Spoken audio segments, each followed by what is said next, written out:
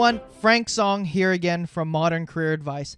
And today we're going to continue with the proper techniques needed to land the jobs that you actually want, okay? So in the previous phase, okay, where we covered phase 1, we learned why avoiding commoditization is so important in succeeding in enterprise sales, okay? And the logic behind the importance of identifying our target market as the first step to avoiding that commoditization and moving towards becoming a differentiated asset, okay? So let's build off of that and jump right into phase 2, which solves this problem, all right? I'm pretty sure that many of you have heard the chicken or egg causality dilemma, right? Remember the old saying, what came first, the chicken or the egg? Well, the problem is that I'm pretty sure you've experienced something pretty similar, which I'll call the career causality dilemma, because I know I sure did. What I mean by that is I distinctly remember when I was trying to land a job in an industry that I didn't have any previous experience in, and even when I was trying to transition to a better job in the same industry, I was always perplexed by the requirement sections of the job postings. You know, when it said things like requires X amount of years in a specific field, or you have to have previous experience in this area or that area, or expertise in this skill or that skill, right? And you're like, wait a minute, how do I get that experience or skill that the job requires if this is the job that would give it to me? And if I can't get this job in the first place because I don't have the required amount of experience or skills, then how am I supposed to get it? And around and around and around it goes, okay? So what I'm going to explain to you right now is how you can break that cycle and land jobs even if you don't have what's stated in the requirements section, and the fundamentals to winning offers against stronger and more experienced competitors that you're going to run into when you go for these jobs, okay? And the way it works is like this. The best way to really explain how this is done is by describing how I was able to do it and showing you some learning lessons throughout the way, okay?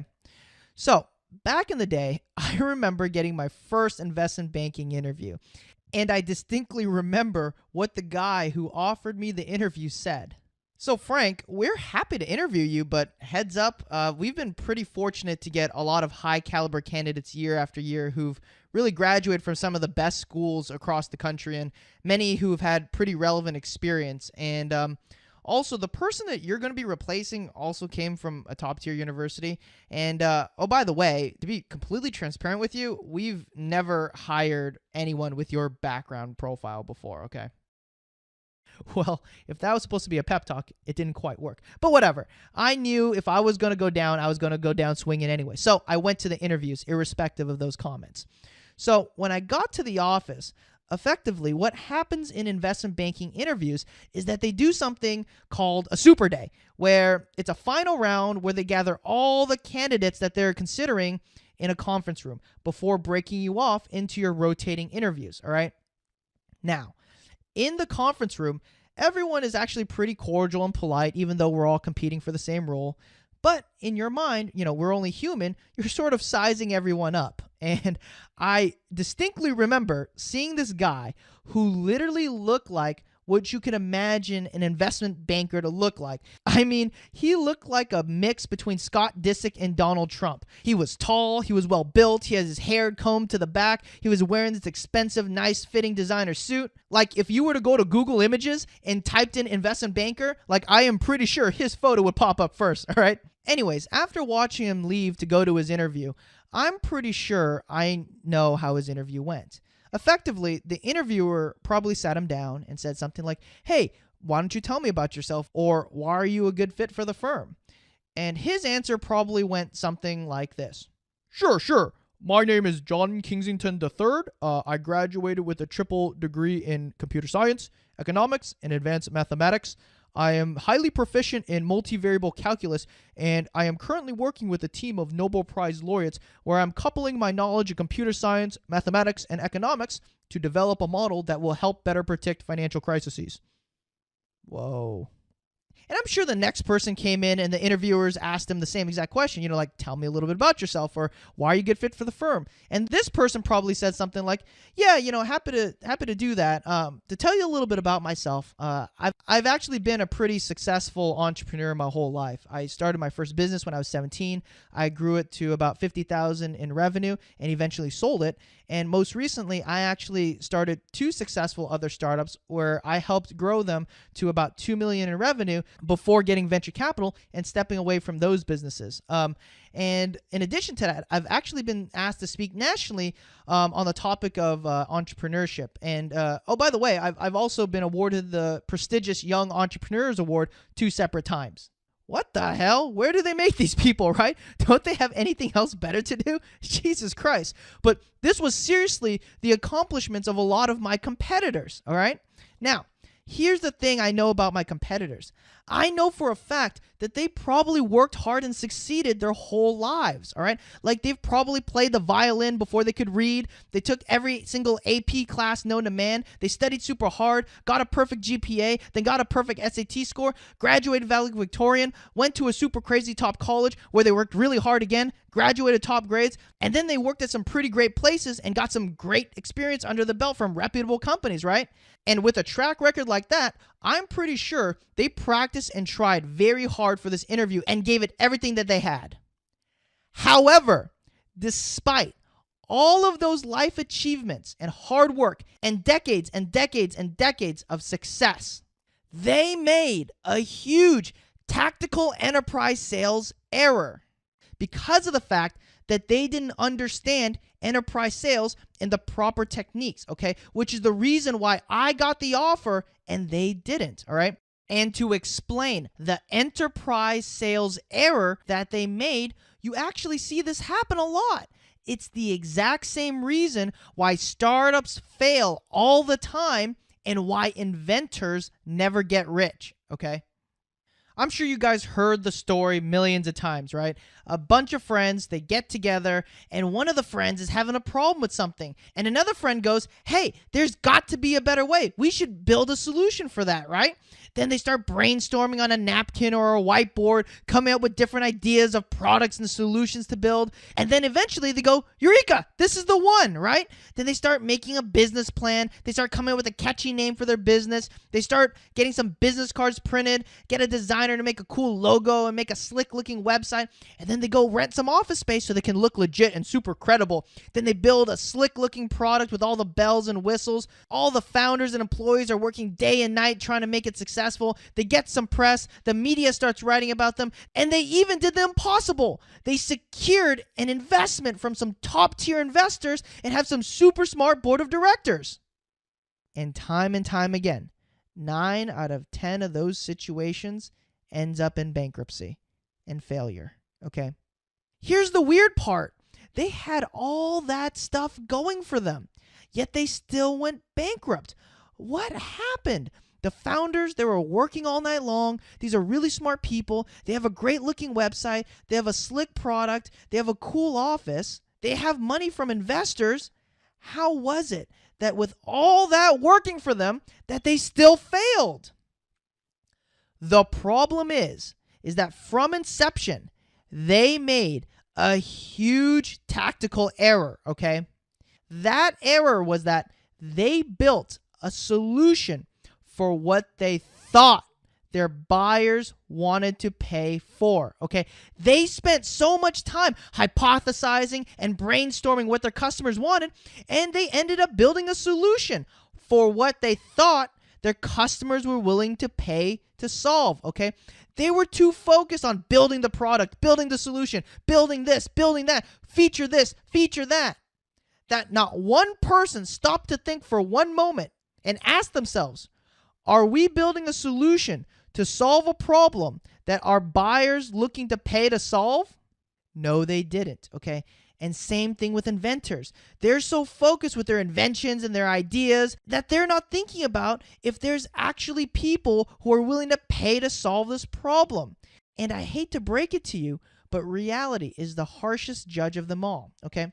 Now, let's integrate this lesson and go back to my investment banking story to tie it all in together, okay? So for those of you who are unfamiliar with what an investment banker does, okay, in its simplest form, we do pretty much two things, okay?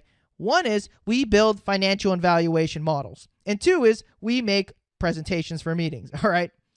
So with that being the understanding, what does having an advanced math degree and being able to do multivariable calculus have anything to do with it when the most complicated math that I did was 8th grade math? And what does it matter if you have an advanced computer science degree? The most complicated computer-related thing I ever did was Control-Alt-Delete, all right? And what does it matter if you were an entrepreneur or a public speaker, okay? We're not entrepreneurs. We're brokers, all right? And last time I checked, I don't ever remember hearing in the job description that we get paid by being public speakers, all right? And the problem is this. As you're saying all this to the interviewer, okay, the interviewer is sitting there thinking, wow, that's pretty impressive, but in crap I don't care about, okay? So what ends up happening is they start insulting you in the worst way possible, okay? It's the same way when you go to a restaurant and you don't like the food or you think the service is crap. What do? You insult them the worst way possible. You never go back. And that's exactly what happens when you don't build a solution that the buyer actually wants and is willing to pay for. They never call you back for the next round, and you never get the offer, okay? So the point of phase 2 is that you have to design a superior solution that your buyer is willing to pay for, okay? Now, most people hear that and think, wow, design a superior solution? That sounds really complicated, right? Now, here's the thing. That's actually the easy part, okay? The hard part and the part that matters is deeply understanding your buyer's workflow, okay? If you're able to deeply understand your buyer's workflow and problem, then designing a superior solution is actually super simple. Think about it like a checklist, okay? It's easy to check off the checklist. The hard part is developing that checklist in the first place, okay? So to be direct, the job offer war is won by the person who better understands the buyer's workflow and problem, because that person has the ability to develop a more superior solution than their competitors, all right? So let's tie it all in together now. As we see in business, what separates the startups that go on to become big, successful companies that thrive from the ones that go bankrupt is that the startups that went on to become mega successes, they spent most of their time and energy deeply understanding their buyer's workflow and problem and their pain points, okay? They didn't spend it on designing the solution. They spent the least amount of time actually building it. The most amount of time that they spent was actually understanding the problem, because that's what mattered, all right? However, the startups that went bankrupt time and time again spent all their time hypothesizing and brainstorming and building their products and adding this feature and that feature without ever thinking if their buyer would be willing to pay to solve this problem, all right? Now, the problem is this. I see this exact same error happening in the career space, all right? For example, oftentimes people come to me asking me for my help, okay? And before I give them my help, I need to understand their background. And so I ask them why they take that job, why they do that role, why they get that degree, why they get that certification, why they do this, why they acquire that skill. And time again, the answer always is the same. I thought it'd make me more marketable. I thought it helped me stand out. I thought it helped me transition. I thought it helped me get a better job. Notice something really interesting, which is the word that commonly occurs is the word I thought. This is the same I thought that the startup and inventors that always went bankrupt thought that they were building a solution for what their buyer was willing to pay for, okay? That's the reason why my clients and I spend a tremendous amount of energy understanding our target market's workflow and problem as deeply as possible. We don't spend our time hypothesizing and theorizing and thinking about what would make them more attractive to employers. No, that's what people who fail do. Instead, what we do is that we spend all of our time deeply understanding that target market's workflow and doing adjacent analyses to get to that answer, okay? So that we can develop the exact superior solution that our buyer is willing to pay for.